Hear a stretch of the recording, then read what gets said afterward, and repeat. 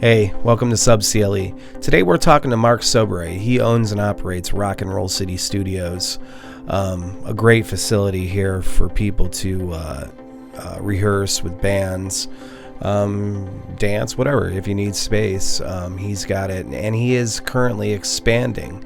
So we went in, it's still under construction, but he shows us and gives us a little idea of his vision of what he's going to bring to Cleveland. So I hope you guys enjoy this. We're going to be at the studio for the first few minutes, and then we go into the normal, conversation that we typically do. So I hope you guys enjoy. All right, here we are on location this time with Sub-CLE. Mark Soberay here, who, if you don't know him, he has definitely the best practice rehearsal studios in Cleveland. It's called Rock&Roll Studios. How you doing, Mark? Thank you very much. I appreciate that. I'm doing great. What's going on now? Where are we at? What just happened? Where are you at now? Well, okay, we've been in business since 1995, and there's been thousands and thousands of bands at every different level that have practiced here.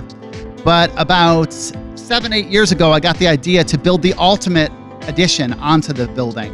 So what I've done here is I've got plenty of parking, because us people here in Cleveland love parking, plenty of free parking for the rehearsal, and I added 125 rooms onto the original 100.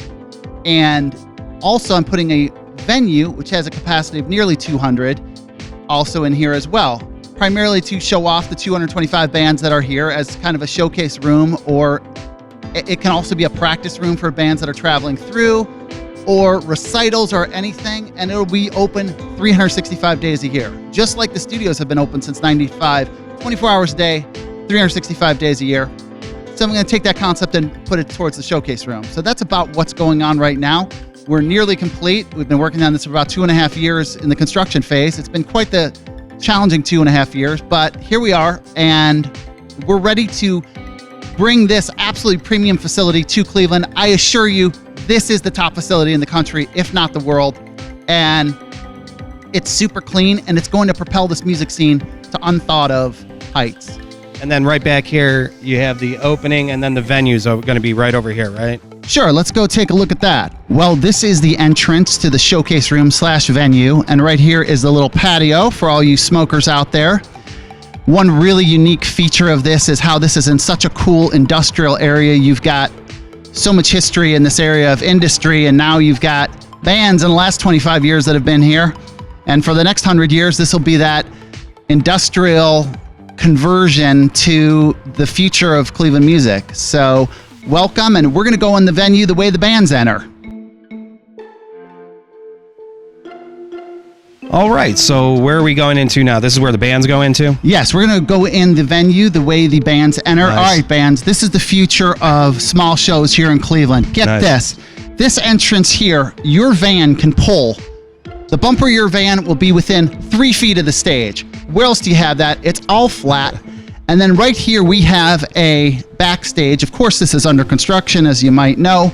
We're going to have a full bathroom back there, shower, laundry, toilet, sink, obviously. Everything's under construction right now, as you can tell. Exactly. It takes a lot long. Construction is a lot harder and takes a lot longer than you think, but it's going to be well worth it. And then there'll be about a staircase right here, where this area here is now, we are on what is going to be the stage, which is this area here. It's about a 18 by 14 stage.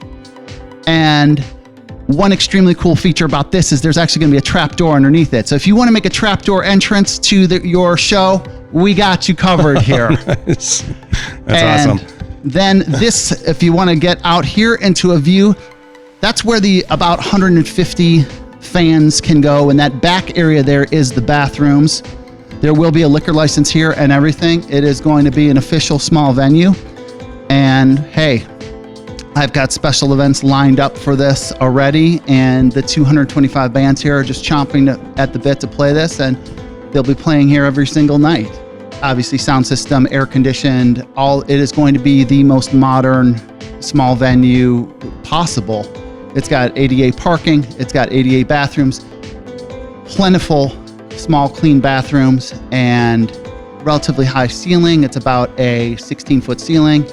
So all the things that I could have thought of while I was in a hospital bed for 5 years, I thought of and I'm integrating into this project. Nice. Okay, so let's go check out like the hallways into the rooms. I mean, you said you had like 3 levels here? Right. Now, this new building is 3 levels of rehearsal. Again, all air conditioned, sound attenuated. Each room has got its own alarm. It's the same as the other building, which has been a very successful model for all these years. And, you know, it's just going to keep growing the musician scene. That's really what this place is about. It's about growing the scene and having a place for bands to excel.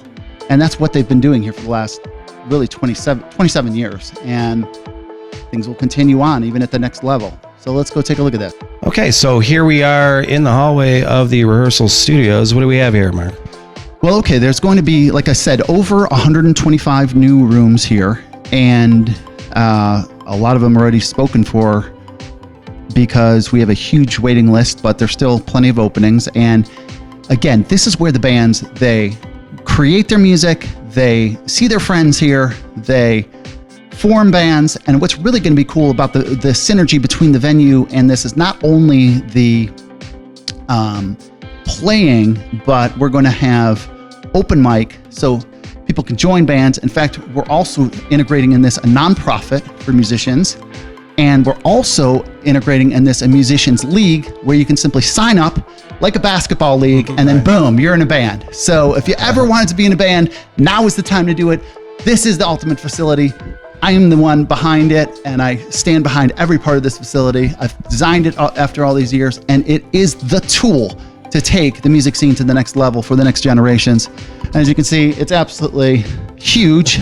So, hey, the bigger the better, the more collaboration, the more energy that's here, the more fans you have. It's all about really making this the top music city in the country. A lot of people say that. I'm the one actually building a place that's going to get that accomplished. That's awesome, man. Dude, thank you. Awesome. This is really, it's, you know, I've talked to people from out of state and they come to this place and they're like, no, we don't have a place like this in our city. Exactly. You know what I mean? So, yeah. I lived in LA for a little bit in 2013 and even the bands in LA, like we don't have something like this. I mean, because you have the intersection here of population plus the real estate isn't outrageously expensive like it is in the main bigger cities. Yeah. So it works here, but there will actually be people moving here for this facility from out of state. There has been before. It's like when people move to Boston to go to Harvard. This is the Harvard of music development here, okay? Yeah, and I mean first. Definitely. People will move here from other cities to be in Cleveland. If you're working in a restaurant in Kentucky, why don't you just work in a restaurant here in Cleveland and be part of this music scene? Yeah, nice. Okay, so we're gonna take a little bit of a tour throughout this place.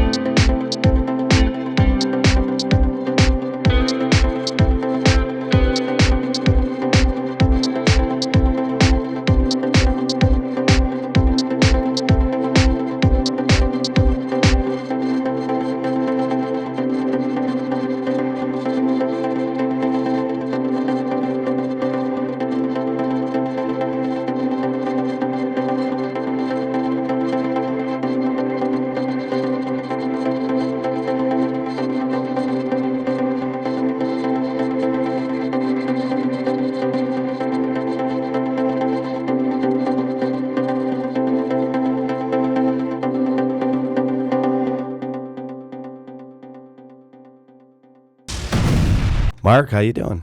Hello, I'm doing great. And hello out there, musicians and other people in the Cleveland music scene. Thank you for joining the podcast. Yeah, so you've been doing some renovations on Rock and Roll City Studios. It's in Ohio City. Correct. And what are some of these expansions? Because you had an existing place, and we'll get into that later, but what are the current expansions that you're doing right now? Well, after being in business for 27 years, actually about 2 years ago, have started a 30,000 square foot expansion onto Rock and Roll City Studios, which is going to consist of 3 floors of 125 rehearsal rooms of various sizes, all of the amenities, the alarm, the air conditioning, the security system, etc. Plus, there's going to be about a 150 person state-of-the-art music venue in there, super clean, built from the ground up, and it's going to be the headquarters of Cleveland local music, I hope. The resources are there, and it's going along pretty well. We're going to be damn close to open once this gets released, and it's going to be a mecca for musicians, as there'll be 225 rehearsal rooms there, which is probably the biggest rehearsal facility in the country. And you'll also have the added benefit of the venue there, which I'm planning on probably having something 365 days a year. So what do you mean 365 days a year? Like even Monday? Like oh, the yeah. day after? We're going to have open mic or private rehearsal or recitals or various types of music every single night. Just like Bimbo 365 and was one of the coolest clubs I've ever seen in San Francisco. I'm like, if I ever have the opportunity, I'm going to do it just like they do. And that is their concept, that every night there's live music. So I see, I'm not familiar with that. So in case those of us who are not familiar with that, explain that. It's a venue that's been around since 1931.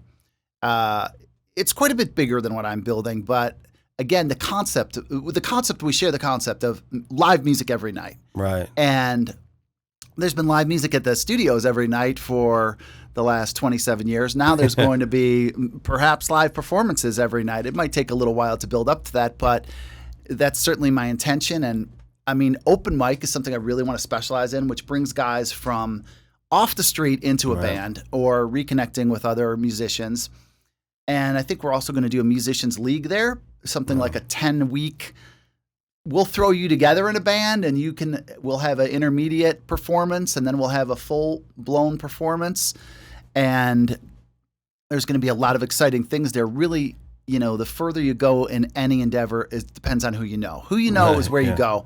And we're going to definitely make it where it's going to be extremely easy to meet other people and get involved in the Cleveland music scene, whether that's as a fan, as a performer, as a dabbling performer, or whatever else you want to do there. If you want to take over, you want to have Vince night at the venue, it's all you. Nice. Okay. So, and like, how would that work out? What do you do? Just reserve? I mean, the logistics probably aren't worked out yet, but you just got ideas, or what do you got actual plans? I'm open for anything. Yeah. I mean, anything and anyone out there, if you've got an idea, the venue's all yours. I'm building this for the Cleveland music scene. Nice. So if you have an idea what you envision, and I'm on board with it. That's how the studios have worked, and that's how it's going to be with the venue, that it's pretty much a open campus, and I'm accepting any ideas that are coming in. Nice. And let's do it. Let's make it the top venue in the country. Let's go. Right? It is the rock and roll city, rock and roll capital of the world. So, make it that way, That's absolutely my goal, is to make this the top music city in the country, if not the world. And with a facility like the studios, where you're having 225 bands, that's completely unique, plus a venue, plus it's all the amenities are completely hammered out for you. It's going to be a place to grow the music scene. That's the whole point. It'll be the Harvard of local music, I hope. Nice. That's a good analogy. I think, because what's your motivation? No, so I guess let's start this. How'd you get started doing this? Okay, because I think I know a little bit, but I mean, what's the official? I will tell you. Well, I graduated from Kent State, and then I worked for my dad for a little bit. But I was lucky enough in the family to have an abandoned building across from the family business, which ultimately became the studios. It was actually, there was a sign right on Interstate 90. It was for sale for 10 years. Wow. But I found out why it was for sale, because it was an absolute basket case. Why no one had bought it. So I ended up having to teach myself everything about construction, and just started one night just building it out myself. I didn't know anything. In fact, the first wall I ever built there, I had the studs going the wrong way. Oh, boy. Now I'm overseeing 27 years later, I know a lot more about construction, to say the least. Yeah.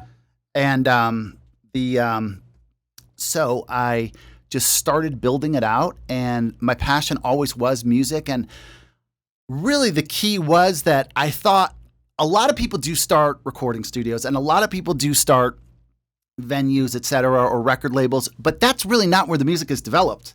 The music is developed in the rehearsal room. Right. That's the core. That's where the guys meet. That is the music scene. That's where they write their stuff. That's where they meet other musicians.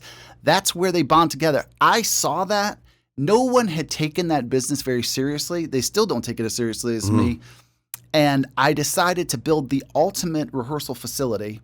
And all of a sudden, the first day I remember that the phone number was in existence, I had a ad in the Scene magazine, and I came in a little bit late, probably was out drinking or something, and I had a desk at my dad's company, and his secretary's like, your phone is in a moving box. I'm like, why? It's like, because it's been ringing off the hook. And I'm like, oh, really? And even some of those original tenants in those first couple days that called are even still there. So it took off, and I did everything I possibly could to make the bands safe, secure, motivated, as affordable as possible. And it just took off, and it grew from 4 rooms to like 18 to 20 to 50 to 100. And now it's approximately 100 rooms. And now I'm adding another 125. And people had always talked about the venue. So adding the venue to there, and there's nothing else like it once we're complete here, which is going to be very soon. So the, you were saying, you happen to have this empty space. I mean, which is, I wanted to say at the time, it was like prime real estate now. But at the time, if somebody knew now knew then what they know now, that would have gotten taken over quickly. It wouldn't have been on the market for 10 years, though. You know what I mean? No, it was the complete hood back then. I mean, it was the building was in extremely tough condition as well. Also, I mean, I've rebuilt everything there. Everything but the exterior walls have been rebuilt. New plumbing to the street, new water lines, new electrical, everything has been redone, new gas line. It was just basically a shell, and that's all it was. And I just kept constantly reinvesting the money back into it, and I still do to this day. I'm sure there's been more money spent back into that than Zach's have been taking out of it, but I had a unique situation, which we'll probably get to later. And, it was what your original question was, what keeps me going? I mean, this funky cat named Gandhi said, be the change you want to be in the world, that you want to see in the world, something like that, if I botched that quote. And that's my thing. I mean, I'm going to make this the top music scene in the country. Why not? Why can't it happen here? A lot of people say ideas, but they really don't have a plan for doing it. Well, that's just a wish then. But I've got a concrete plan for building up the music scene, which I have, and building it even further and enrolling more people in it, where I'm going to tell you a little bit later, where merely my plan is for basically everyone in Ohio to be involved in the studios. And I'm going to get to that part a little later. Okay. So, but I guess, that's what keeps you going. But you could have taken that empty space and done virtually anything with it, and nobody really says, oh yeah, I'm going to open up a rehearsal studio. That doesn't seem like, the big money making business scheme, but what was it that what was the catalyst that made you say, hey, rehearsal space? Okay. Well, I always was interested in local bands, and I was always I actually have played guitar since I was about 5 years old. Okay. And I always wanted to be in a local band. And I was a little bit, but nothing really serious. And the, here's the situation with that. I guess you got to know yourself, and got to know your calling. It might be complete destiny here. Like I said, maybe we'll get into that later. But I'd never heard of that business before. Yeah. And the building was sitting there, and I decided I might want to start a business there. I'd actually painted my car there in high school. I was thinking maybe doing a paint shop there, maybe doing some kind of derivative off of my dad's company there. I certainly knew I didn't want to work for my dad. In fact, I'm 52. I hardly have any gray hair. When I was 24 working for my dad, I started getting gray hair. Okay. I swear to God, this is true. I've worked for my dad before, and I concur. My dad's a great guy, did a lot of great things, but I'm cut from the same cloth. He can't work for anybody. I couldn't work for anybody. So I always wanted to make a significant impact in the music scene, whether that's by a musician. So I'd never heard of the business. And at let's just say it was noon. Exactly noon and 0 seconds one time, speaking of painters, my dad's machinery painter, Ken Struhar, said to me, he said, why don't you make that into a rehearsal studio? I said, what's that? I don't even know what that is. This is at 12 o'clock and maybe 3 seconds, okay? Wow. Said, well, it's a place where bands practice there. It's open 24 hours, and bands can come and go, set up their equipment, and practice there. At 12 o'clock and maybe 9 seconds, I said, that's the career I'm going to do. Wow. And that's it. So 10 seconds prior to going into my career, I'd never heard of my career. Yeah. And but I knew it felt right. Once I felt that all that clicked, I heard the thunk. The thunk of my life came together at that moment where I was like, that's what I want to do. If I can't be a rock star, I want to develop other people into rock stars. Hey. And it also, one of the most profound things I've ever heard about the business came from, I was a wrestling referee. I was huge into wrestling and judo for many years. And one of the senior referees told me, he said, the best job you can possibly do as a wrestling referee is that they never knew you were there. And when I first heard that, when I was in my early 20s, I was like, oh, no, I want to be the star referee. But that's a very profound statement, because just like the Wizard of Oz, they don't know I'm there. They're practicing. It's their scene. I'm building them up. If they don't know about me, if it seamlessly comes together, then I've done my job. So that's my philosophy, that it effortlessly flows into what I'm doing. And the 2,000 or maybe more bands who have been there.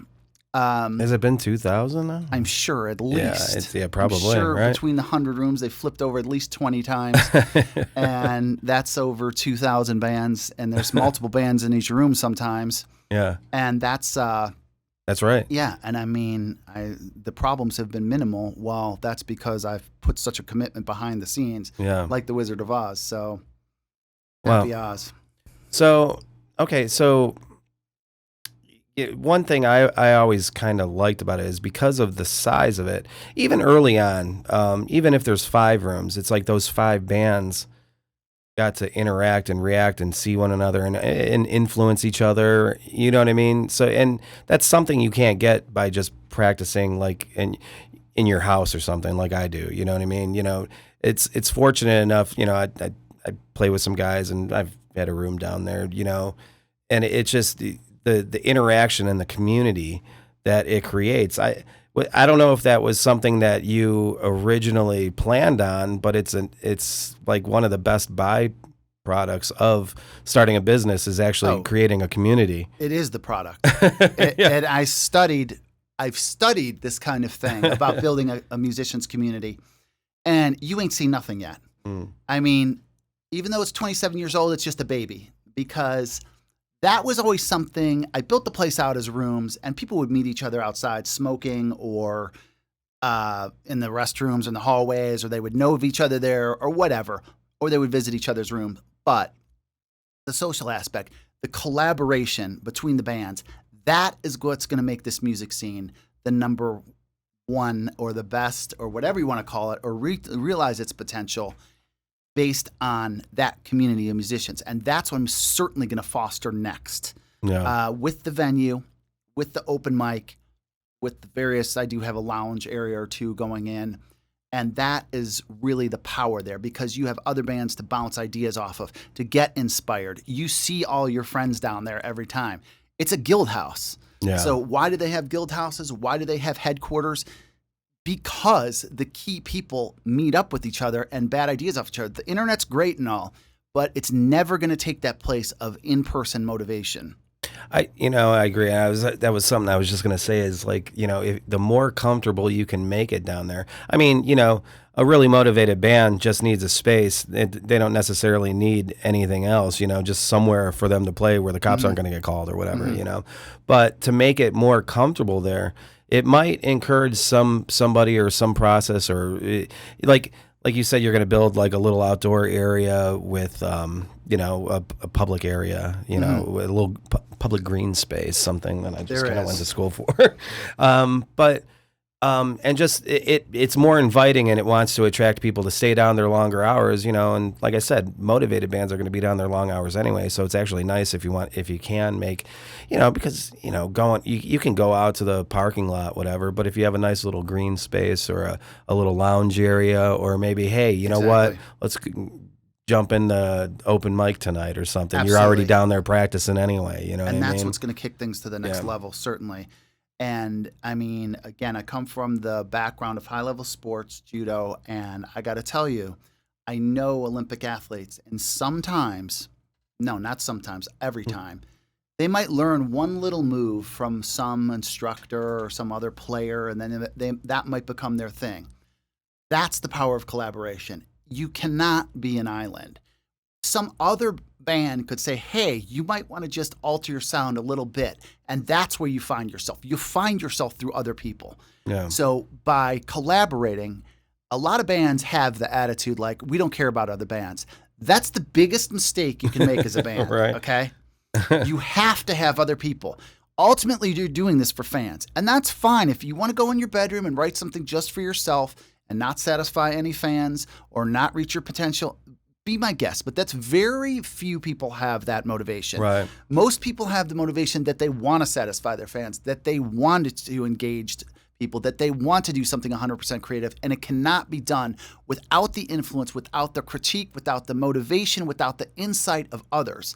And that's where none of these things, if you've ever listened to, sometimes you can find it, really bands that are popular, their demo tapes, it's very different from after that they develop that sound through concerts, through producers, through other bands, obviously, through the trend of that sound. And that's where they found their optimal performance. Right. And that's the key to the studios. You will practice longer. You will meet your friends. You will hear the other bands. When you walk through the hallways, you're hearing like 20 other bands. Just that alone is motivation to come down there and practice. You know there's other bands in the city that are pushing it, that are working hard, that are driving themselves. Right. And that will drive you harder. And then one day, when you least expect it, you'll come across an inspiration that will click, the thunk, just like I said with the business itself. Right. To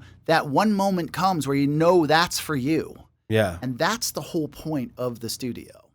Yeah, it's almost like it's weird, you can kind of think of it, you think, well, that's what community is, really. You're driving each other, and, it's that friendly little competition, too, that makes everyone better. That's the idea of capitalism, right? But this is almost like a socialist thing, too, so it's, but it's art. I can say that, when I would play shows, and, or be involved in an art show or do something, and you meet like different, because artists are, I think everyone's a big thinker. It's just artists and musicians admit that they think deeply. Mm-hmm. Certainly. Yeah. No, I hear you. And in talking to other like-minded people, like you said, I mean, it furthers understanding, and it gives you perspective beyond, your scope. I mean, we are social beings. We're meant to communicate with each other, and I think that's absolutely. What was it, Carl Sagan that said we exist for the universe to understand itself? Well, we understand ourselves more when we interact and get different perspective from other people. That's exactly what I'm saying. That the power of community is not just at the high level for creativity, but the bands are always giving each other advice. Heck, when people drop out of bands, they find other members. They find members, whether they're in another band or someone that they know, this person would be perfect for your band. Right. And, the benefits are identical to the benefits of society itself. It really is the perfect society down there. We have the blend of everything, rap, metal, they're all playing next to each other. They're driving off each other. Even if you hate rap or hate metal, hey, at least that rap band next to you is working their ass off, and get your ass in there and work it. So that's the point, that even these bands that you might not like are going to drive you. And they'll tell you technical things you can get with other bands for tours, and you'll see. This is just the beginning. Although it's funny to say 27 years is just the beginning, the next 27 years is really going to make this. My vision is to make Cleveland on par with a Nashville, LA, New York, a scene, and to come up with a Cleveland sound. Where's it going to happen? It's going to happen at the Rehearsal Studio with 225 people. I'm going to tell you the story right now that Rick Beato, a popular YouTube video guy. Well aware. Yeah.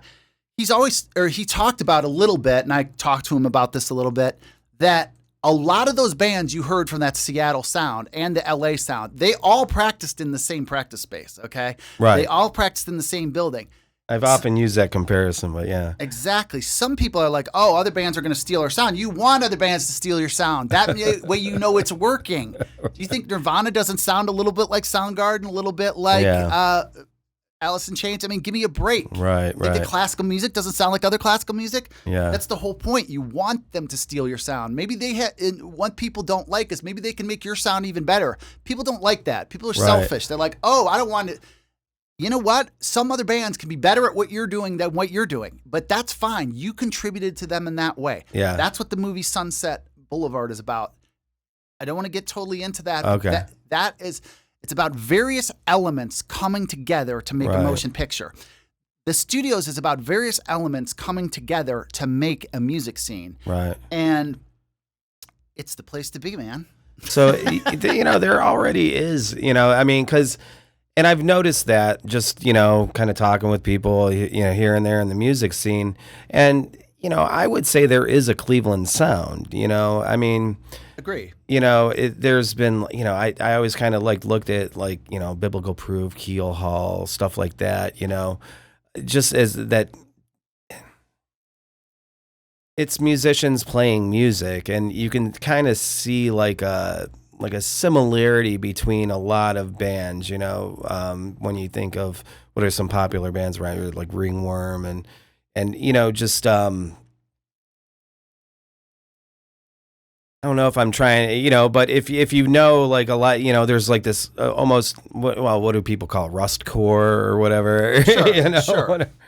And who knows what's next? And maybe the Musicians League that I'm going to do, bringing different elements together. I mean, you look at Chuck Mosley, unfortunately, he's brought rap into that 80s alternative metal-ish.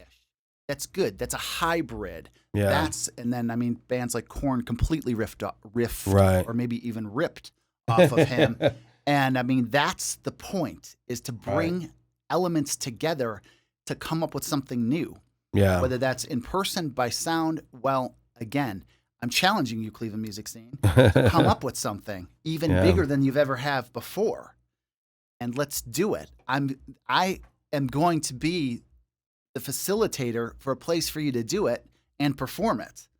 So let's make it happen, Captain. I'm talking to all you out there. I mean, I think that's great. So when you say all people, so this venue, so say somebody's watching this and they're not a musician, they're not in the music scene. What would be would they enjoy themselves coming down to the live venue? Yes, absolutely. I mean, here's the situation. I'll get into this. I have even a bigger vision now. And the bigger the vision has been, the easier it's gotten. I mean, once I started making more rooms, there was more people calling, the bands were doing better. So ultimately, my vision is to make Rock and Roll City Studios a place where you can practice, you can perform, you can come see bands perform, perhaps you can even promote, record there. And like I said, if you're coming to see bands perform or support bands, I actually just met with a nonprofit consultant recently about perhaps making every person in Ohio a patron of Rock and Roll City Studios. Now, imagine if we were able to be a nonprofit to accept donations, and that money was going towards the band to develop their bands. That would be the ultimate. Now, there's 14 million people in Ohio. If everyone donated $1 per year, that's $14 million. Could you imagine the scene we would have then? No. Well, you know what? Someone's got to do it, and I'm the one that's going to do it. Right. Someone's got to go up there and hit up everyone in Ohio for $1, okay? And I will be the one that makes sure the bands get that. I mean, it might be a situation where first the donations come in, and that could be going towards your practice rent. And then the donations can come in, and like Jim Kanye had always talked about, other countries had dedicated musicians where the state pays them basically, ostensibly, to be a musician. Well, somebody had to start that. And that's my ultimate vision, is to have nonprofits basically paying these bands as a career. So your career is a band. And wouldn't that be amazing? You're paid to do that. That is your full-time gig, just to create full time, the only way I could see that's possible in the U.S. is to have a donation system. Yeah. And it's in progress right now. I'm working it. My vision is to have all those bands that are there, that's their profession. And how amazing would that be? Yeah. So if you really want to have a serious art scene, you need visionaries who are going to make it into a serious art scene. Right. And I'm setting it up for that process. That's awesome. You know, and obviously it seems like a win-win for everyone. I mean, you know, the people that might say, oh, you know, they don't want to give, you know, say you actually got legislation passed that everybody, you get an extra $1 a year tax for everybody. You know, some people would argue, oh, well, why do I need to pay for that? But I think in the end, everybody benefits from arts in some way, you know? I mean, encouraging artists and musicians and just creative people in general, you know, it advances mankind, and it, you know, I mean, that soothes the soul, you know, right? Yeah, absolutely. And listen, the whole thing with the government, I want people to be donating willingly, but who doesn't want to be a patron of the arts? Right. So forcing people to pay even $1 in taxes, no, right. I want them there willingly. So, and I think if you get people to do something willingly rather than begrudgingly, where they're going to be arguing against it, I think that is going to be a better model. So again, the door will be open. I'll have a little click thing on the website. Press this button and it'll charge your credit card, whatever, $2 a year. And if we can get millions of people to do that, because I mean, it's only a $2 a year commitment to be a patron of the arts. Right. It's a very easy way to get in. And who isn't compliant to that versus even if you... We'll put the website up here. We will. Yeah. I mean, this is not underway yet. But again, that's why I'm going on things like this. You want to help? I have multiple people that work for me, full-time and part-time and consulting-wise. Well, hey, I'm open to this model. Yeah. So like I said, everyone in Ohio is going to be involved, or even further, maybe the world, with Rock and Roll City Studios. Whether that's watching a band on a webcast, you can watch Rock and Roll City Studios from Japan. Whether that's being a patron of the arts, and then who knows, maybe that will happen as well. Right. Then you might get worldwide donations where there's 7 billion people, and now you're getting somewhere. If they're just putting a tiny little bit, I always say aim small, go small, and a tiny little, almost unperceivable amount of donation, yet they get the satisfaction of being a patron. There's 7 billion people that are, of which the majority with will support that. In fact, a lot of them will donate a lot more than $2 a year. Right. And not all of them are going to donate, of course. I'm not naive on that. But if you get 1% of 1% of 1% donating $10 a year, one of you can do the math out there in the comments. And that's what I'm talking about. Yeah. Not only making a rehearsal. So the rehearsal studio has gone from Cleveland musicians, big enough facility where, like I said, the Harvard of musicians, where people will move here to Cleveland to be at the studio and perform and watch the bands there, watch the bands over webcast, whether you're in Indonesia or whatever. You can watch these unique bands, and then everyone in the world can become a patron there. It's literally a worldwide project. So this live venue, would it be a certain time, or would it just be completely always open to the public, or? Well, my ideal vision, again, this is in a very early state, is to have 3 bands per night and an open mic maybe after work time. So maybe open mic around 5 to 7 or so, and then bands at 8, 9, 10, something like that. Okay. However, there's also traveling bands who can practice there. I've actually even gotten a call back in the day from Rod Stewart's band. They were putting some new songs in the set list. He just happened to play here last night.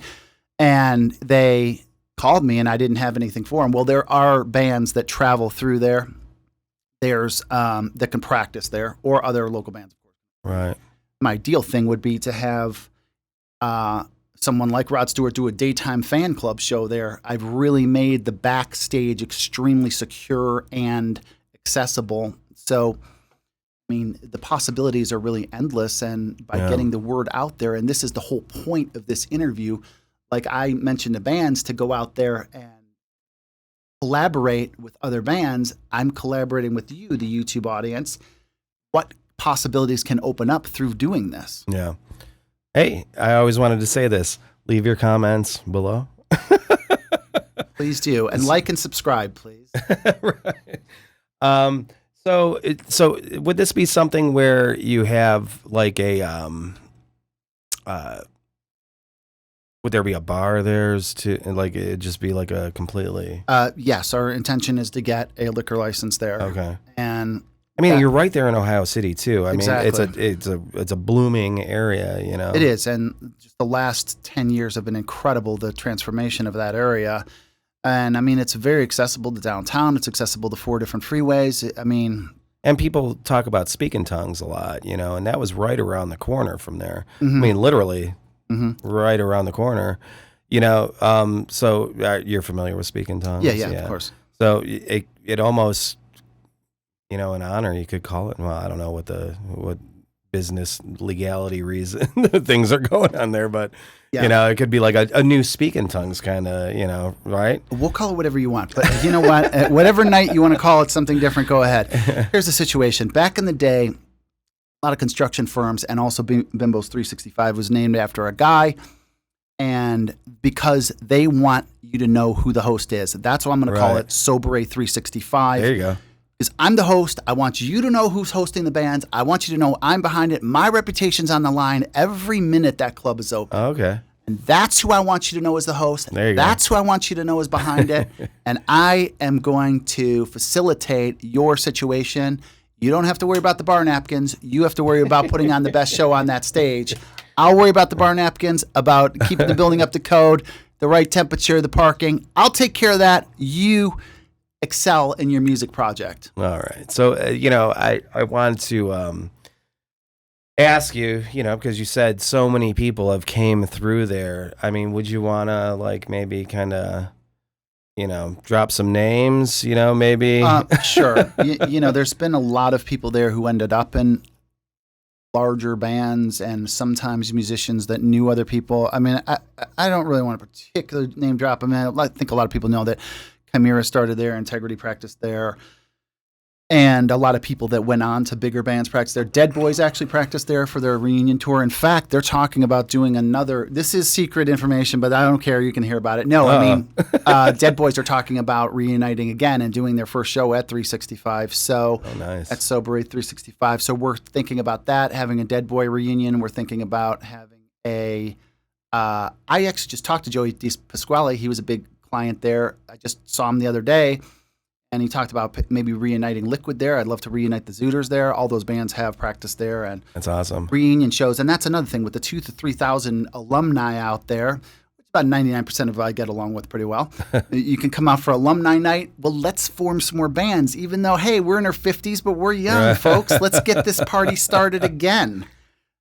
So many people, they get into, you know, they get older and they think they're too old for this. That's absolute nonsense. Or if you are too old, get your kids and your younger proteges that you know, friends and family, to get into a band, because just never know what can happen. That's the attraction of being in a band.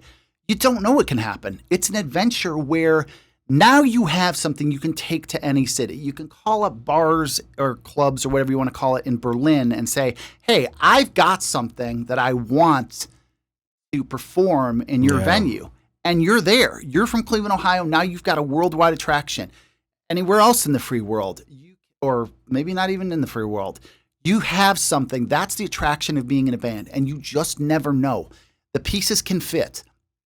And it can be, and you get fans. And now what is nice about the internet is you can get fans from worldwide. And that's another thing that I briefly touched on, how we are going to support that, about having video broadcast. Now, this isn't all happening overnight, okay? You got to build this up. This stuff doesn't happen. People see the studios and think that took like a minute to build. No, it took 25 years. But we're gonna get these things rolling. Yeah. And so you have something to offer for worldwide, and that's the point. And now the other way around, once the venue's open and there's bands from, I don't know what, Ukraine, they can get out of there. Maybe they're refugees.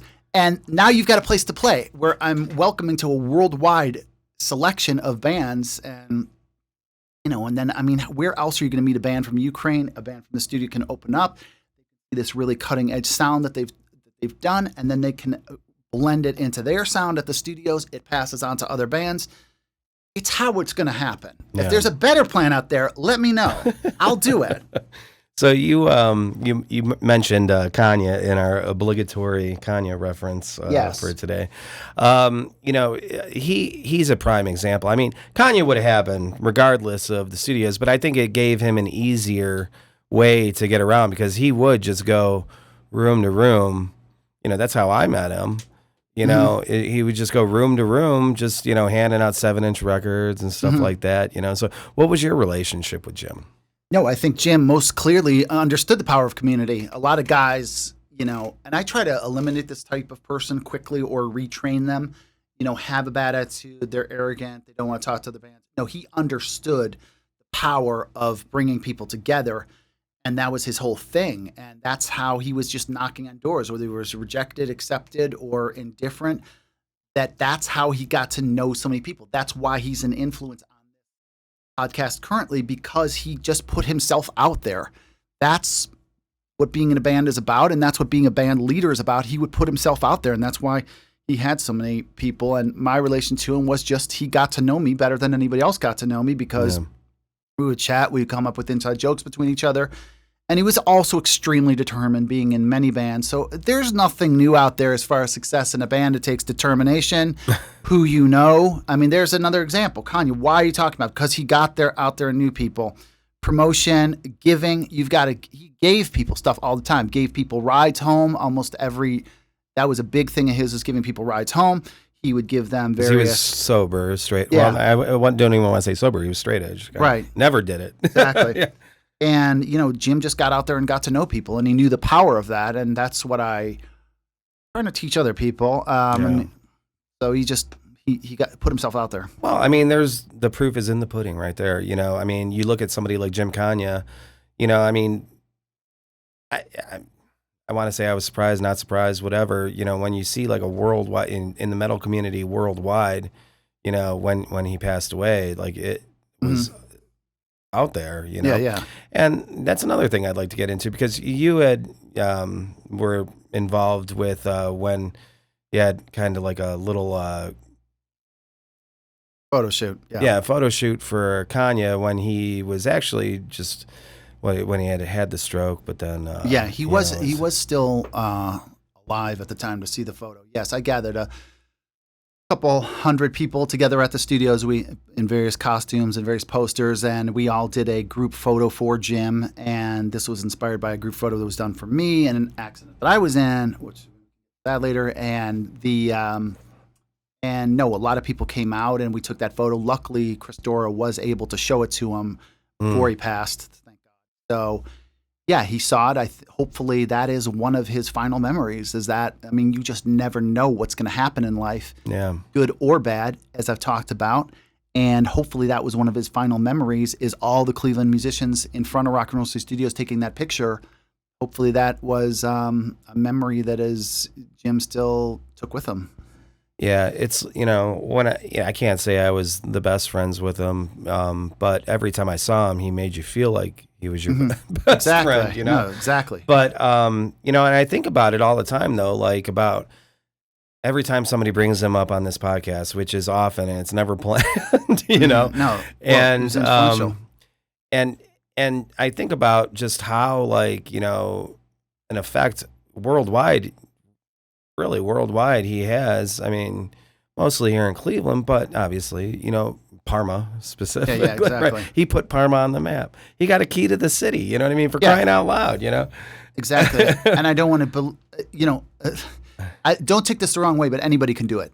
I mean, he just put himself out there. I mean, he put himself out there. That's why he found success in music. That's why he found success in Music Connections. He was generous, put himself out there, had a great attitude, collaborated with everyone. In fact, when a new band would move in the studio, it's like, oh, we just recorded a song with Kanye. I'm like, oh, you did?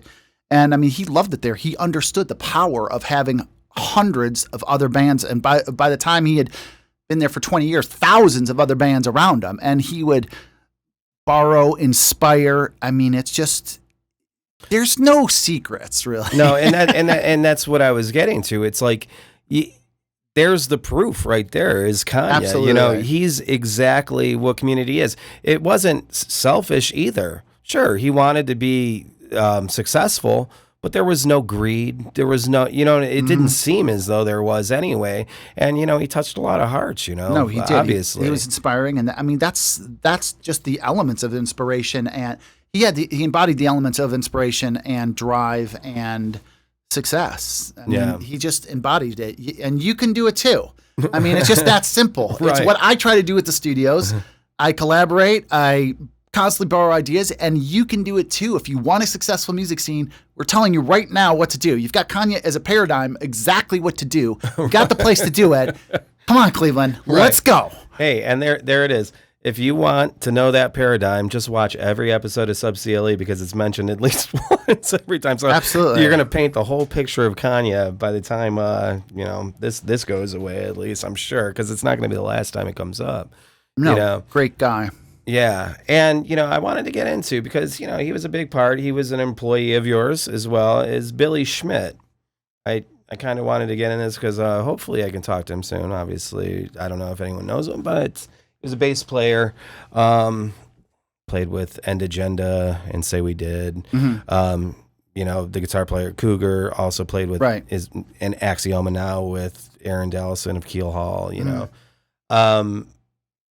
What's your relationship with Billy? He's a unique character, right? No, he is. He's an outgoing guy, and he was kind of a miniature Kanye. Actually, he played in a lot of bands, was influenced by a lot of bands, and got to know a lot of people. He didn't quite find exactly the same success as Kanye did, but he certainly pushed it. And he was he also is in a tragic situation right now. As we all know, the Kanye out of the blue basically passed away, just out of the blue.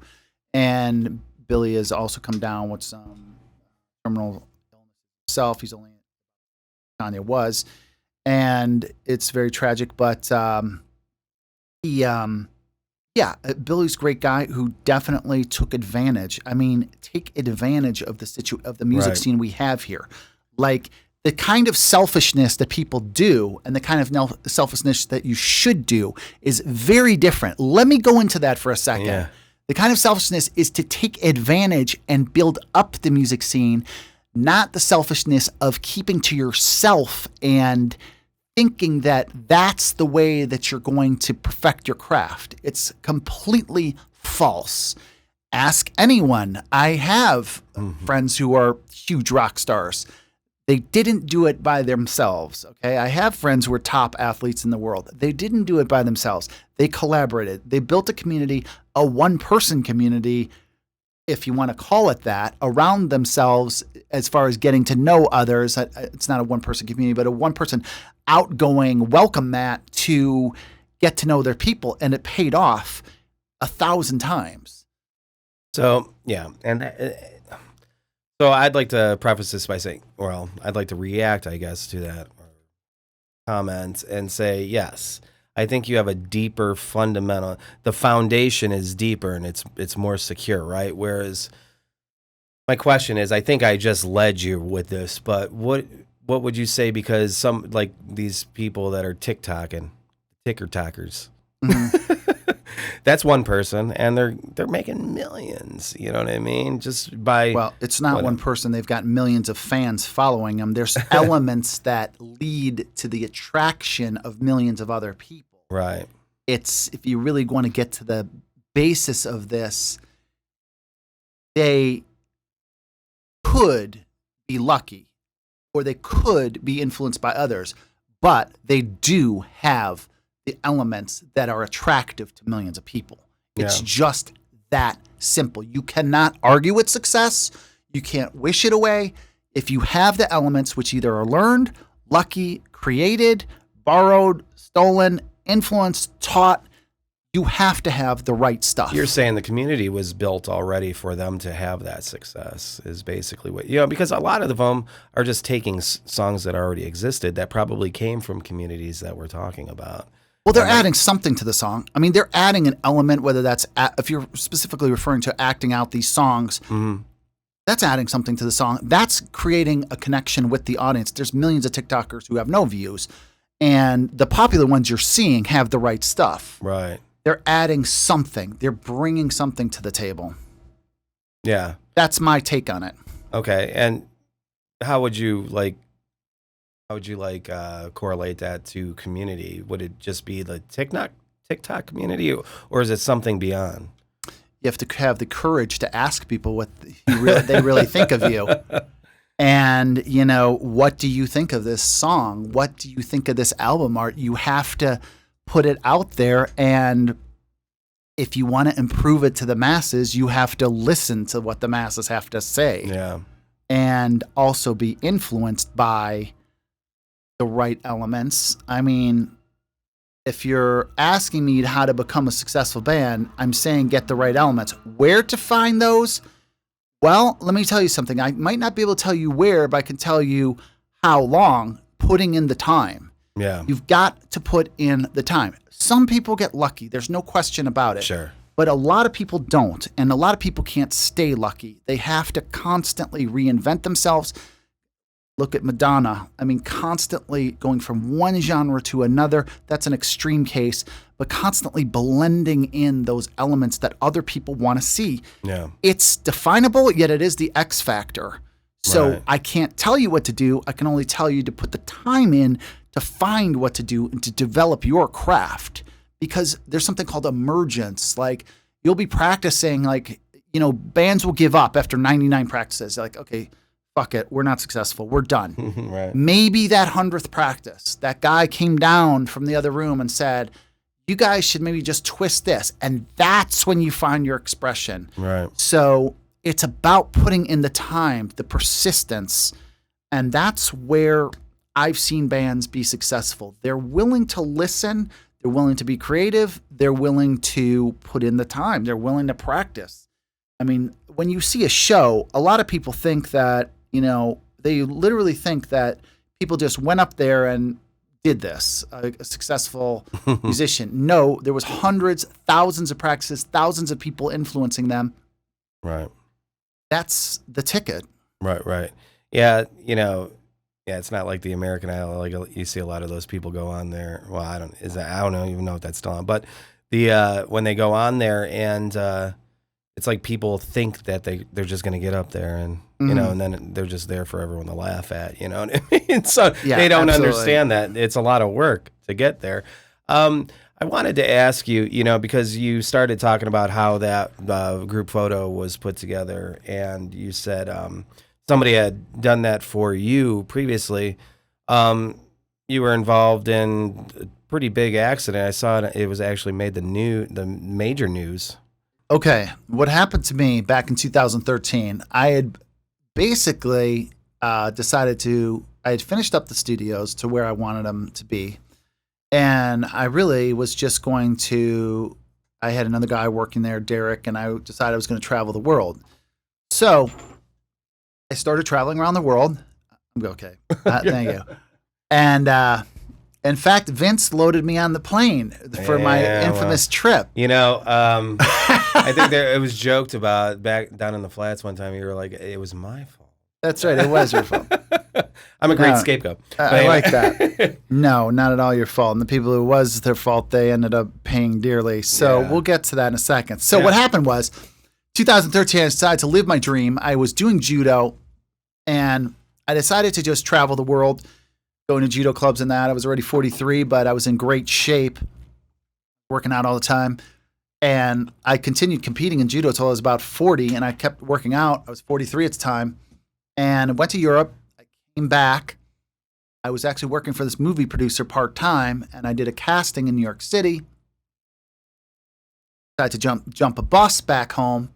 Well, the driver started falling asleep. It was a Greyhound bus. I fell asleep. The bus crashed.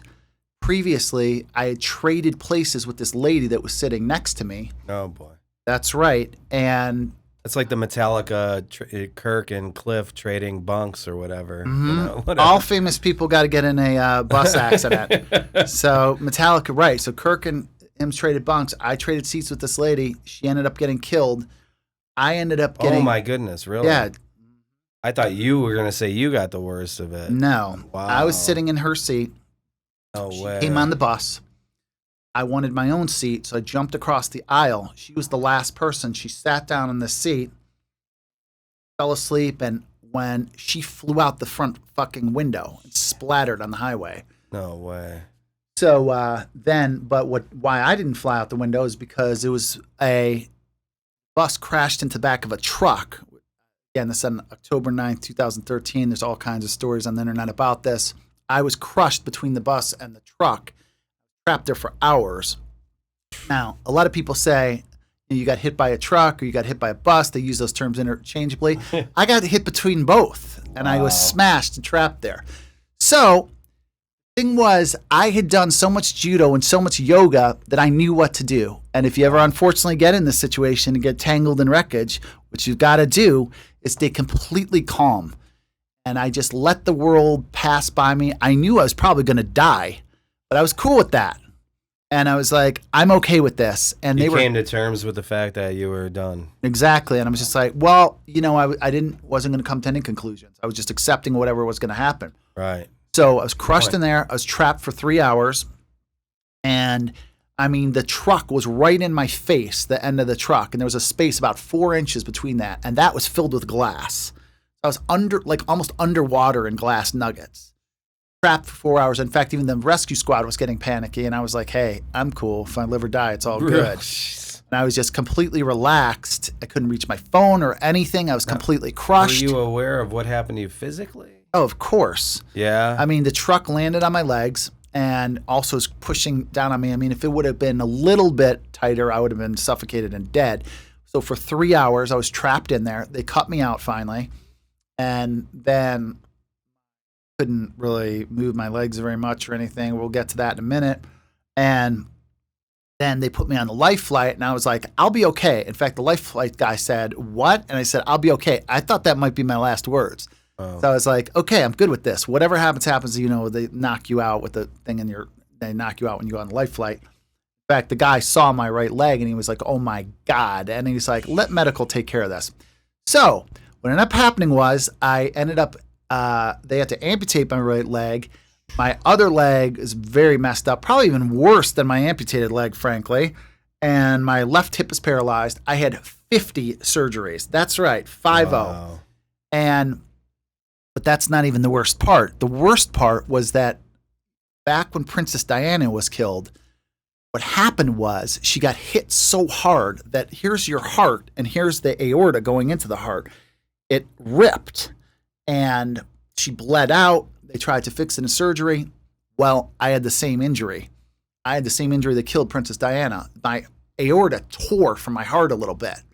And you've got about a 1 in 10,000 chance of surviving that. Well, the reason I survived it is because I was training so hard in judo and yoga for the last 20 years that I had built up my cardiovascular so thick that it was able to survive that almost unsurvivable accident. Wow. And it was a physiological thing that you built up, not just necessarily a mental thing. Right. It was both. However, had I started panicking, adrenaline would have started flowing through me and it would have torn that heart apart. It would have literally broke my heart. And, I've been to the edge. I even had a near-death experience. And, it's just about being in the moment. I mean, I survived 50 surgeries and people were freaking out. They thought I was going to die. You're having all these crazy dreams and, and I went into surgery like every day for like a week or two. And what's interesting, all these people all across the country and all my friends heard about this. See, I was completely out. I didn't know any of this. I didn't know I lost my leg. I didn't know I had all these surgeries. I remembered I was in the bus crash like about a week later when I finally woke up. I was on a breathing tube for over a week. Like I couldn't even breathe on my own. Wow. And then I woke up and I'm seeing a bunch of cards and my friends had done a group picture for me. And that's why I was inspired for Kanya. And I'm like, whoa, what the hell is this? There must be something really wrong here. Right. And I'm like, and now I didn't even know I lost my leg because I was so bandaged up. And they're like, well, we couldn't save your leg. And I was like, I don't care. What? When bad things happen, you just got to be like, I don't care. whatever. What are you going to do? Right? Can't change it. And literally the next moment, I started rebuilding my life. So I started thinking, well, if I'm not going to be competing in judo anymore, how could I take the studios to the next level? How could I drive situations higher and higher with what I've got now? And I can barely even walk around now, like Vince. No, but I know these things can strike you. I mean, like I said, I broke every bone in my lower body, had my heart torn. I had several operations on my face. My shoulder has got about 10% movement. I was completely messed up. Still am messed up. But you know what? It doesn't matter. Ultimately, you just got to keep going and do what you can do. Then I was luckily enough, I held Greyhound's feet to the fire, sued them, got a huge lawsuit, and that's where the funding for the studios is going. And a lot of my friends are asking me, why aren't you just kicking back on a beach collecting dividends? Well, that's not my mission. Okay. My mission is the music scene. And then eventually I'm actually going to build the ultimate judo, wrestling, and combat sports facility also. So, it's not my mission to sit there on my ass. My mission is, so maybe this was all divine intervention because I was basically retired. But then this divine twist of fate and trading seats with this lady and getting all messed up and then winning that, holding their feet to the fire, I never settled. They kept offering or whatever. I said, no, we're not settling. We're going to let the jury decide. The jury totally took my side. They were completely irresponsible. Like I always do at the studios, I always try to follow every safety law, not like other rehearsal studios that endanger your lives. But are we naming names? Oh, sure. Level 5 or the place behind behind Cleveland Lumber. Okay, I'm looking at you because you don't have occupancy permits and you're risking people's lives. I don't like it when you get that very much. I've got a personal vendetta against that. Oh, wow. So Greyhound didn't follow the safety laws, ruined my life, killed this lady. And hey, let's look at the Ghost Ship, a rehearsal studio in San Francisco that didn't follow any of your laws and just killed 22 people in a fire. Oh. Hey, so at least at my place, at least I'm following all the fire code and the building department laws. Not to say that you can't be hit by a meteor or something, but I've done my part. So I'm very big into safety, compliance, not cutting corners. So anyways, so Greyhound isn't into that. And they didn't follow their safety regulations. They're supposed to take a break after 150 miles. And then the jury just basically took them to the cleaners. The court system doesn't like that. They don't like when you fuck people up when you don't follow laws. That's a bad thing to do with the court. So as it should be. That's how society works. And that's a community, right? Owning up to being responsible. Right. And you've said from the beginning, you're responsible for whatever happens down there, right? Exactly. So, the thing is that, I always wondered that, like people getting plane crashes no, they don't admit to any fault. They don't say they're sorry. They don't send you a card. They don't give a fuck. Okay. Yeah. Probably the airlines do the same thing when they have an accident. So wait, they didn't say anything? They don't say any kind of like free trips or anything? No. I never even got my ticket refunded. Okay. They still got my $60. And, it's a fucked up situation. It is. It would have been fine had they followed their safety instructions. The lady next to me would probably be alive and the accident probably wouldn't have happened. So, but, oh God, I don't want to say this, but also you wouldn't have the funds to do what you're doing either, though. Yeah. It's unfortunate for that lady. That's why the only reason man, that's awful. But tragic things happen in the wild, True. And what I wanted to say though is, there's people that basically they live a catered life or whatever, or, just even lower middle class, you're still doing all right, whatever. Mm-hmm. People just, or even higher middle class or whatever, at any class, people bitch about things, and it's just every day it's like, oh, well, this is going wrong or that's going wrong or whatever, and you're focusing on the negative, whereas it's like it's completely easy, and nobody would blame you for focusing on the negative that has happened in your life. But, whenever I talk to you, I don't have to hear about your problems. I hear about your solutions. And I know that sounds cliche, but that's refreshing. And I think that's thank you. The element of success, right? Well, yeah, you got to have a vision. No matter what, you have to have a vision for your life. And that's what makes suffering through some horrific situation like I was in, which I still suffer through to this very moment. I'm still in constant pain. When you have that vision bigger than yourself, then it compels you where the other problems fall apart. I mean, the solution to your problems is bigger problems. So when you take on something big, then your smaller problems fall away. That's really something that I was lucky enough to learn at a young age. And it's where I'm at with all this, that it's a messed up situation. I mean, I can't even help on the construction. It's just me like basically barking into my phone or telling guys in person, do this, this, this. I would love to be working on the new building, but it's just me sitting there. I did what I could do, but I started designing the new building from my hospital bed. And I had this vision of building the ultimate music scene here. And it really literally started when I was in critical condition. I was like, oh, wait a minute.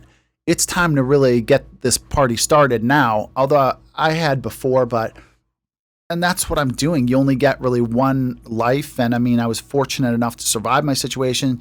Jim Kanye wasn't. And it's like, he would probably approve of what I'm doing right now. It would be Jim approved. So here's looking at you, buddy.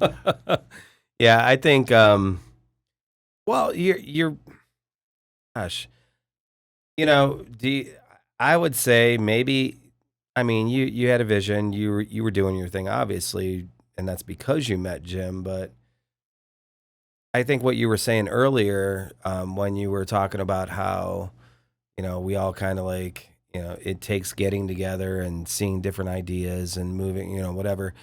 And do you think that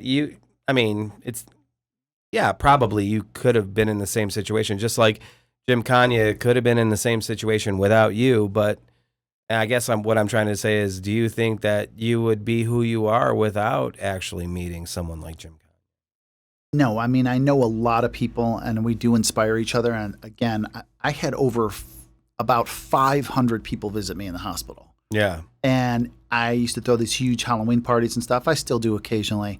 I just threw a 4th of July party. In fact, Bernie Kosar was there.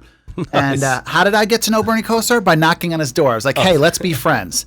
So, really? No, of course. You just knocked on his door. Yeah, and said, I just hey. knocked on his door and say, hey, let's be friends. So now we're buds. Really? So, of course, yeah. So I'll show you the pictures. And, it's just about knocking on doors and building up. You must have been his neighbor, I mean. Yes, I'm his part-time neighbor, yes. Okay, all right. And I threw a note under his door. Actually, I never even met him. I threw a note under his door, and then he ended up calling me. Okay. So he has a place downtown. Not that you traveled like miles just to walk. No. I mean, but the opportunity was there, and I threw a note under his door, and he lives part-time in this building that I live in. And and he's got a great vision for Cleveland also. I'll have him on your podcast. I tell you what, Let me see if I can get Bernie on here. I will. I'll text him right now. If you get Bernie Kosar, yeah. I will. Let me see what I can do. I'd have to compose myself in some way. Hey, he's a great guy and he's got a great vision. When you meet him, he's a huge visionary for football. He's like the face of Cleveland. He's a great guy. Yeah. And we'll talk about that. But he actually even wants to do some kind of tailgate at the studio, and then we take a bus over to the game. Yeah. Because, but again, how did that happen? Just by me collaborating with Bernie and being open to doing that. But that's a surprise. No, it's not a surprise. He wants to do that. When I get the venue done, I'm going to do special events like that in addition to local bands. And nice. Bernie's somebody that I've talked to, and I think he's very excited about it. And it's a situation where it's a very unique situation. But that's a little segue there. Now, again, it's about, we've gone over this 100 times, meeting other people, being a leader, and pushing other people. If you want to succeed, you succeed by pushing other people. Yes, that's the inverse of what everyone thinks. That, no, I'll drive myself. No, you're going to be lifted up by others that are lifting you up. That's how it's going to work. It's kind of funny because I've had a similar conversation, and my point was, people always, for some reason, think I'm happy. And I'm like, because I enjoy making the people around me happy, because I know that if everyone around me is happy, I will be happy. Yeah. So you're basically using that same paradigm as success. or just, doing different things. I mean, this is, like you said, it's no secret. If you wanted to be the best at whatever, fill in the blank, whatever, this is what it takes, right?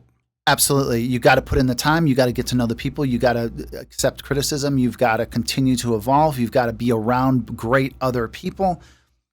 It's all the same. And, on those same lines, I mean, as I could talk about this for a long time, when you're building up others, I wish I could say a little cute quote here. I'm sure there's good ones on the internet. But when you're building up others, you're learning about yourself. You're not just learning about them. Yeah. And that's another secret that I don't think people realize. And, the power of community, it all comes together. And like I said, and there's got to be a place for this to happen. And we're all on Earth, and then we're all in whatever, Cleveland, and right. That's why the place that I'm building and fostering those relationships, and hopefully, I mean, there's people there with bad attitude, but hopefully I'm getting this through to the people that are practicing there. And the successful ones, you can spot them a mile away. So, help each other out. And it's not just because you're going to help them out and it's a zero-sum game. You're going to learn about yourself, what you can do better by helping others out. Right. And to bring it back around to what you were saying, you were comparing it to the whole Seattle thing. And I've said that too. It's, those guys were all incestuous. And that's come up quite a bit here too, because a lot of the people that I've talked to on this podcast, they all know each other, even though they're all in completely different bands or whatever. Some of them are in the same band. Some of them are in multiple bands together. Some of them are whatever. But it's the incestuous, It's a naughty word to put on such a humble thing. You know what I mean? Sure. But it is all about just being together, Exactly. And, pushing each other to be the best, influencing each other to be the best, and best version of yourself, because not everyone can be an Olympic champion. Not everyone can get the Grammy for best rock artist. It's just not possible. But if you put yourself out there, you might become the best musician you can become. Sure. And that's the point. Don't attach to the outcome, which is a phrase that I've always said. And I was able to prove that in the most ultimate situations where my life was on the line. I'm about to die. And if I didn't attach to the outcome, for me, it came down to life and death. If I attached to the outcome, I'm going to survive or not survive, that would have caused adrenaline for me to die. But I said, hey, I'm just going to take each moment as it comes and do the best I can do, which is in this case is relaxing and letting the rescue crowd save me. Right. And it worked. I came out with the best outcome I could come out with. Am I as good as I was 5 minutes earlier? No, I'm not. But I came up with the best outcome I could. And there are a lot of things I've learned through studying various philosophies, through Werner Erhard is a huge philosopher that I follow. You just have to, success leaves clues, and you just got to get out there and figure it out. Yeah, I guess, in the Tao Te Ching, they, a lot of the things are said, and it's like, don't be attached to this or whatever. But, the whole understanding is living completely in the moment. And I think, when you said that, when I said, oh, what did you expect the outcome would be? And you said, no, there was no outcome. It's what it is, Exactly. And that's, and absolutely, and it's like, I know that, but in that situation, I think I forgot it for a second. You know what I mean? No, but you know what I mean?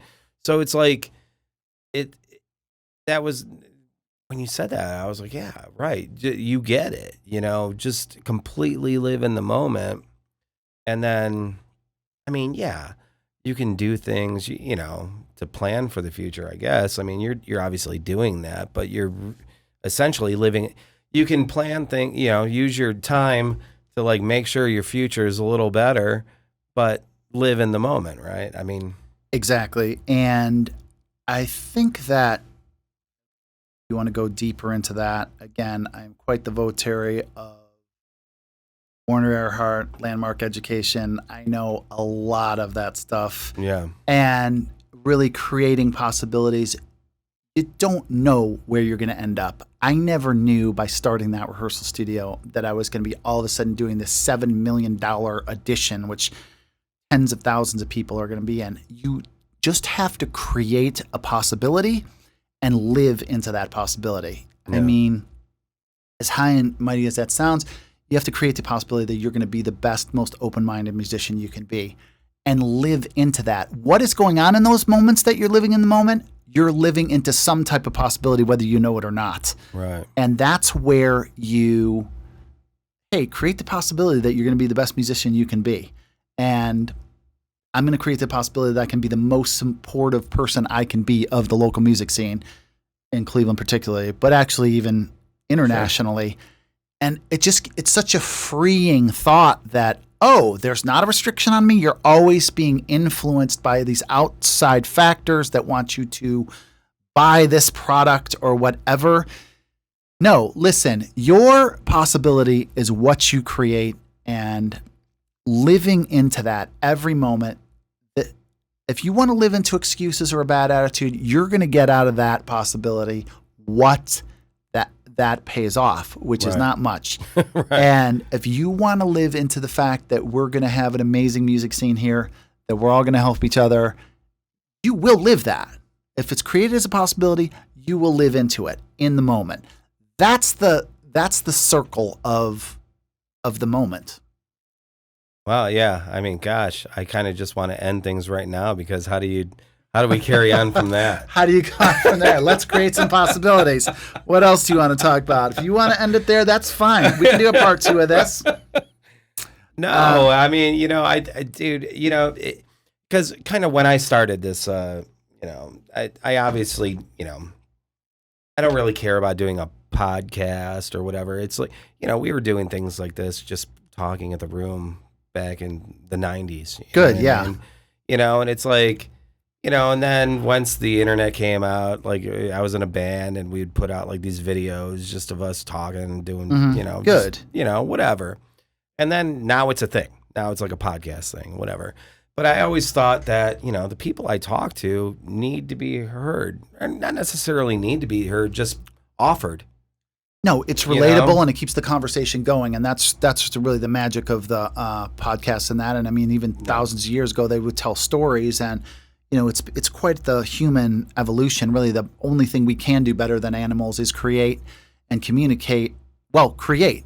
When you're creating a story, you're creating that story. It's not exactly the way it went. I mean, even if you tell a story about a football game, it's not the way it really went. We're just creating, and that's the only thing. Like the telephone game kind of thing, whatever. It's going to be a little different. Exactly. That's the only thing we can do as humans that is better than animals. They can do everything else better than us, except for the creativity. That is the golden nugget within human existence. And so I look at that. That is your job, to create. That's your assignment, to create this world. That's a good point. Because I always say, let's talk. Well, let's go into it. We'll go into the whole end part, and we can talk about what is the meaning of life, right? So like, I think the meaning of life is exactly what you were just saying, is creating something. And I don't know. Nobody might know it. I don't know, but let's hear it up. But we used a Faulkner quote in one of our little, and it's just creating something that did not exist before. That is what the writers, because you think about it, like just in our thoughts, our dreams. I mean, this is getting pretty deep, pretty hippie, but just in our dreams, your dream is something that did not exist before. It didn't manifest into reality. The only way it manifested into reality is because of your subconsciousness, which nobody else can see. But can they feel it? I don't know. You know what I mean? Or is that vision, because they say, like, when a great idea comes about, when somebody thinks of it, ultimately everyone all around the world kind of has the idea in their head. It's kind of hive mind. Well, okay. Of course, what I'm going to say to that is yes and no. Do they have the idea? No, they don't. Yeah. I can't read your mind, but I can feel your possibility. If you say this is possible through this idea, obviously, then it's possible for me. That's what that quote really means. It doesn't mean that I'm going to write a song about being in Maple Heights and it's the most insightful song ever, and that's your possibility. Yes, then I have the possibility of hearing a song in Maple Heights. That's what that quote really means. It doesn't mean that I'm going to have the same idea and I can write the same song. No, that's not what that means. It means that it's possible for me, because of you, to engage in that piece of creativity. That's what it means. Yeah. So go ahead, try me. I'm pretty good at philosophy.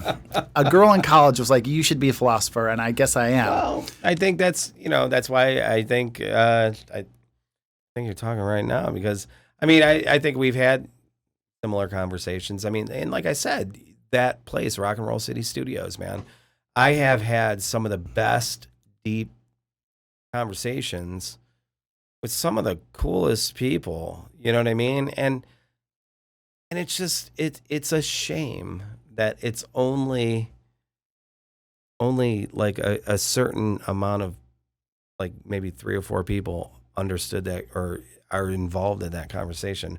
Whereas now you can have that conversation, and whoever wants to click on this thing, Exactly. Well, yes, we're sharing the conversation. That's what I would say, that we're sharing the creativity, we're sharing the conversation, we're sharing the possibility. The possibility is out there that you will find yourself in music in Cleveland, that other people throughout that, whether you're living in Shanghai right now or in Maple Heights, yeah, I'm creating that possibility, and it's possible for all of you out there to become the musician that you knew you could become, if it's possible for you. So that's my point, and you got a lot out of the studio because you were willing to take that conversation with those people that you met there. And one thing, it's a little aside, it's a little morbid, but every time there's obviously been thousands of people there, and every time I've gone to someone's funeral there's always a picture of their studio. It's a memorable time because why? Because you're creating. You might work a career for 50 years and there was no creativity aspect to it. They don't have pictures of their job there. They have a picture when you're creating. Like I said, it's your unique, divine human gift. It's what makes life worth living. And it's why I went into all this in the first place, and why I'm doing my own version of it. I'm not necessarily playing guitar. Hey, maybe I still will, but I'm creating a place for creating. So when you, I think having that as the priority is the right thing. Would you say, some people would say, hey, you mentioned you spent so much money on this. Obviously, you're profit driven, whatever. To me, I don't think you're profit driven. Obviously, you want to make some money. You know what I mean? Nobody wants to starve. Most people that work want money for it. Yeah. But ultimately, is when your goal is something as righteous as that, I think the money will follow. Yeah, sure. There's no secrets in this either, that when you're working hard and you're investing properly, that it will come back to you. There's certainly no secret to that. And you've got to give people value. There's got to be, if there's a value there, they'll pay for it. That's why I don't like the idea of necessarily taxing people for the nonprofit. Hey, if it's value to them to become a patron of the arts and they're there by their own volition, then that's going to take off. Strong arming people into things usually. So, yeah, and I am there to, I also have other people working for me, and they've got good jobs there. I've made them the best possible employment situation that I think is possible. Yeah. So, yeah, it's, that is what, I'm giving people value and they're giving me money for it, and then I'm investing in the, there's been thousands of people that have worked there now. In fact, the studio structurally wise is 100% union built. So all you union guys out there, come on down. So structurally it's 100% union built. And it's you got to eat, obviously, and it's a great it's been a great employment opportunity for a lot of contractors and my employees. And then I think a lot of people have gotten value, and that's really the crux of what makes a good business. Yeah, is exchanging value for money. It's just that simple for the most part. Yeah, nice. Okay, so kind of wanted to just touch on this a little bit because I've been thinking about it. Like when you first got into music, so obviously that drove the passion for this. Mm-hmm. And what was it like? So you were born in what year? No, okay. Here's my story on this, and you're Okay. going to also think it's crazy. I mean, there's been some divine moments in my life, and even just this last 4th of July with Bernie Kosar was somehow divine. But, okay, this is what happened. So my mom and I and my brother, I was born in 1970. This was approximately 1976, maybe early 77. I'm from Brecksville originally. We went to Whitey's restaurant in Brecksville and Richfield. And they had a jukebox there. And like a lot of people my age, I think this was late 76. I think it was on Christmas time, 76. And Kiss was in the jukebox, of course. Like so many people, that was my first band. Heard Beth, and I think we played one other song. I'm like, Mom, I've got to have this album. She bought me Alive 2. I listened to that thousands of times, stared at that center photo with all the fire in that, and Kiss absolutely got me into music. And then I got into Rolling Stones, Jimi Hendrix. However, what's ironic is I think I had played guitar a little bit before that. I couldn't even play really much Kiss.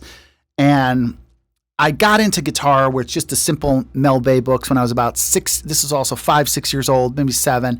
End of 76, 6 years old into, like I said, I was born in 70, getting into Kiss, learning a little bit more about that, going to the Brecksville Music Store, which doesn't exist anymore, taking lessons. Got into that until about high school. Then I got into sports, and then I played guitar on and off ever since then. So then went to college, went to grad school. I was in my first year of grad school, and I again was very torn. Like, should I go the corporate route? Should I work for my dad? I hate school, basically. I did not like school. I'm at grad school in Arizona State University.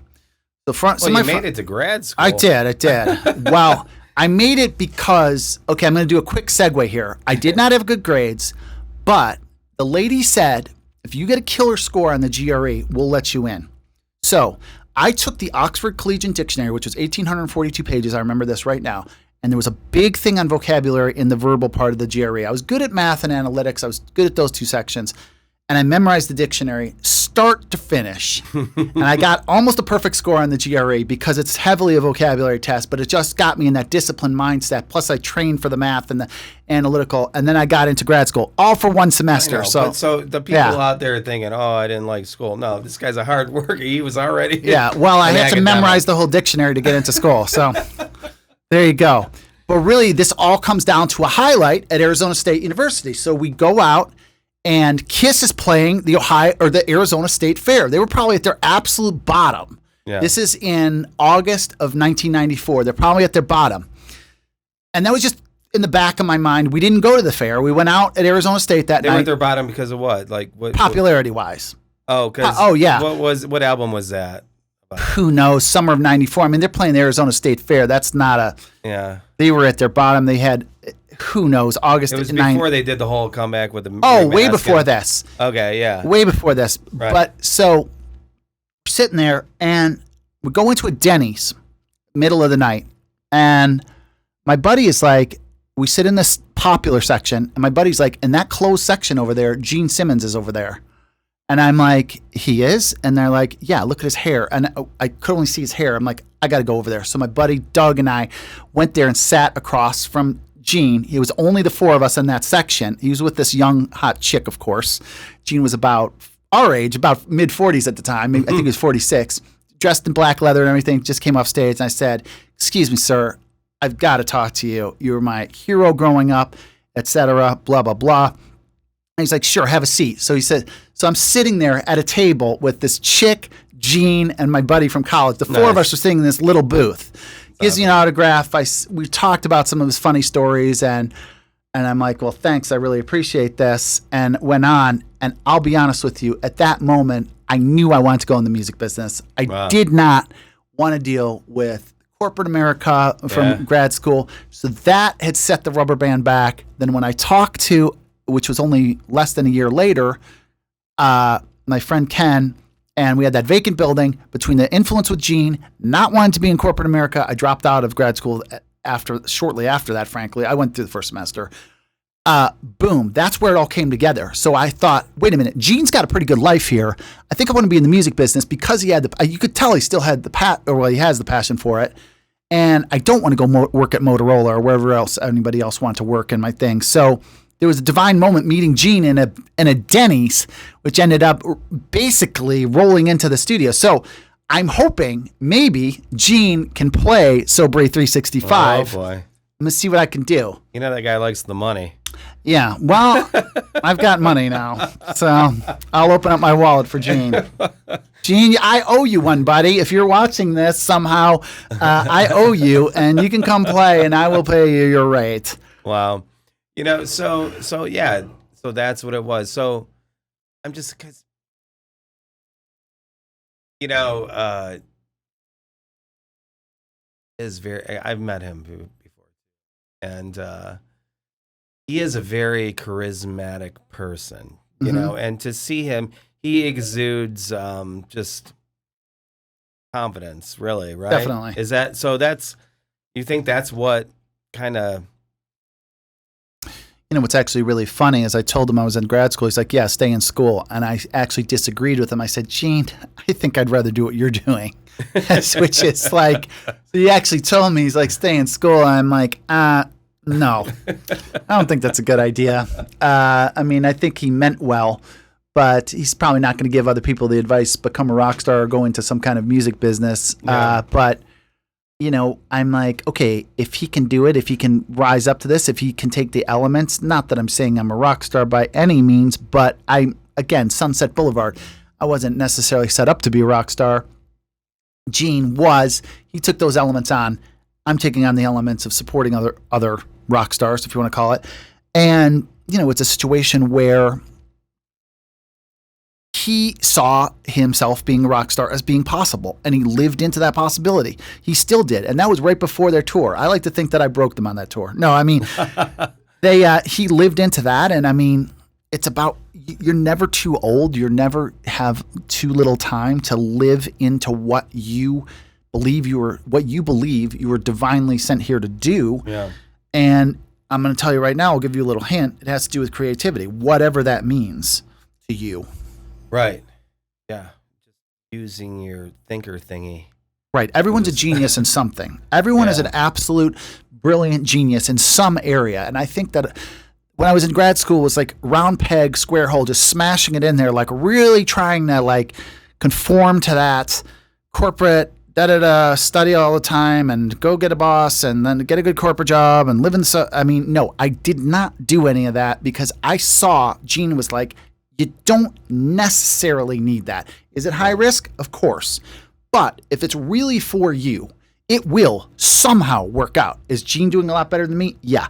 But listen, it'll still work out somehow. Gene's doing a lot better than a lot of people. Yeah. I mean, somehow it's going to work out just as long as you stay true to yourself. Yeah. Again, there's a Buddhist phrase, be true to thyself. And that's the most important thing, is to live your gifts, to live what you were meant to do. You know the answer. It's just that there's constantly information coming in every day to try to talk you out of that answer. Right.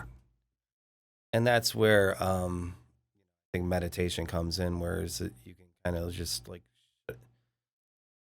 shut off the outside noise a little bit and just look inward, because you do know what it is. It's just everything clouds your mind. Yeah, and, absolutely. Yeah. I mean, yeah, and it's when and to kind of continue on with the theme or the conversation we've been having is, it's this sense of community, and when we speak with one another, they're almost like we're mirrors to each other to make us better understand ourselves. As long as you're being authentic, right? As long as you're having authentic conversation, I think that's what people really do remember as authenticity conversation. That's what people really remember, is that you're doing things that you're expressing yourself in the way that's unique to yourself through conversation that's authentic. That's where you can find yourself, if you want to call it that. And I'm sure that Paul Stanley and Gene Simmons had authentic conversations. That's how they created KISS. through authentic conversations. That's the dealio. You want to know the secret sauce? That's it. Between authentic conversations, what you're sent here to do. Obviously, the surgeons that put me back together at Geisinger Hospital, they had that gift. They followed that. It takes a certain persona to be able to take someone who's about to die and fix them up. And it's not for everyone. It might pay a lot. So people are like, oh, I want to go with that because it pays a lot. But if it's not for you, it's not going to work. Somehow you're going to implode. And I see it all the time. Yeah. I see people doing stuff that isn't really for them. And, and everybody has their own unique gift. Being true to yourself, that's where you're going to find your path. Again, this is all very circular conversation, but you just have to step into it. And authentic conversation, which is what you're touching on, is exactly what I'm talking about. And, I'd like to, there's a band name. I think it's a perfect band name, and it happens in Cleveland. Let's hear it. Integrity. Integrity. I think that's exactly what you're talking about right now, right? Integrity is everything, okay? Let me put it this way. Not only the band, great band. I saw them in, I believe, 97 at the Agora. It was so intense. I'm like, whoa, this is it. This is intense. Yeah. And I mean, isn't integrity pretty much the solution to everything? If you're going to lose weight and you say, well, I'm going to diet and I'm going to eat healthy and exercise every day, the only reason you're going to fail is because you stepped out of your integrity. That's it. Integrity is doing what you said you were going to do. And, not to say that you cannot have serious distractions in life or obstacles. Yeah, I said I was going to travel around the world and I was going to keep training judo. Then I got in a horrible accident. Well, then I transformed that into my vision for the music scene. But that's still staying in integrity. As long as you have that passion for I think it was a worldwide acceptance and integration with myself. Well, I guess I'm going to do that through the bands now. And it's a situation where, integrity is everything. It's about what you said you were going to do. If you do that, you will find success faster than you ever thought. Not that I'm giving anyone success advice, but just try it. See what happens if you keep your life in integrity for just a little while. Don't even say too much, just a little bit, and then live that and see what happens. No, so yeah, Sub CLE's TED Talk today was about. Unless you have something else to say, I think that's a great place to end. I mean, there's like a motivational speech. This whole thing. Hey, that's after getting in my situation. I've got no choice. Okay, you can come back from the dead. I was dead. I had near-death experience. We'll talk about that some other time. Maybe I'll even make a YouTube video on that. But integrity, creating community, having other people, and that's what creates things. And I want to thank you all out there for listening. And I have a YouTube channel with like 2 subscribers. I'm going to be putting up more content years in the future here. I think it's Max Sober, something like that. And we will chat in the future, any of you out there, at any time, and I'm going to help you find your potential in your music project. Dude, that's awesome. And I can attest that I've been down there. Trust me, I've had nothing but positive experience with Rock and Roll City Studios. Thank you, brother. I appreciate that. And, dude, thanks for stopping by and talking to me, man. Anytime. Yeah, dude. All right. Mark Soberay, throw some links down here, whatever. And Rock and Roll City Studios, Mark Soberay, it was an honor to have you here. It was an honor to be here. Thank you. And all right, Sub CLE, we're out.